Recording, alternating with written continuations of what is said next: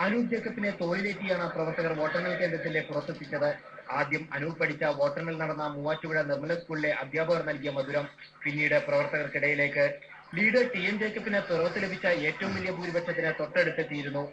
എന്നാൽ ഭൂരിപക്ഷത്തിൽ പിതാവിനെ തോൽപ്പിക്കാതെ മാധ്യമങ്ങൾക്ക് മുന്നിലെത്തിയ അനൂപ് പറഞ്ഞ വാക്കുകളിൽ നിഴലിച്ചതും ടി.എം. ജേക്കബിനോടുള്ള സ്നേഹം. സർക്കാരിനുള്ള അംഗീകാരമാണ് ഈ തെരഞ്ഞെടുപ്പിൽ ഒരു വലിയ മാർജിൻ അത് തന്നെയാണ് കാണുന്നത്. ഈ വിജയം ഞാൻ എന്റെ പിതാവിന് സമർപ്പിക്കുന്നു. മൂവാറ്റുപുഴയിൽ നിന്ന് പിറവത്തേക്ക് പിന്നീട് പ്രവർത്തകരുടെ ഒഴുക്കായിരുന്നു. പിറവ മണ്ഡലത്തിലെ വഴികളിലെങ്ങും ആഹ്ലാദ പ്രകടനങ്ങൾ മാത്രം. മണ്ഡലത്തിലെ മുക്കിലും മൂലയിലും വെടിക്കെട്ടിന്റെയും ചെണ്ടയുടെയും ആരവങ്ങൾ. പിറവം അക്ഷരാർത്ഥത്തിൽ ഉത്സവത്തിമിർപ്പിലായി. പ്രചാരണം കൊഴുപ്പിച്ച ആവേശം വിജയാഹ്ലാദത്തിലും പിന്നിൽ പോയില്ല. കേരളം ഇതുവരെ കാണാത്ത ആഹ്ലാദ പ്രകടനങ്ങൾക്കാണ് പിറവം വേദിയായത്. പിറവത്ത് നിന്ന് ക്യാമറാമാൻ പ്രസാദ് വില്ലോടിക്കൊപ്പം വിപിൻ ചന്ദ്, ഇന്ത്യ വിഷൻ.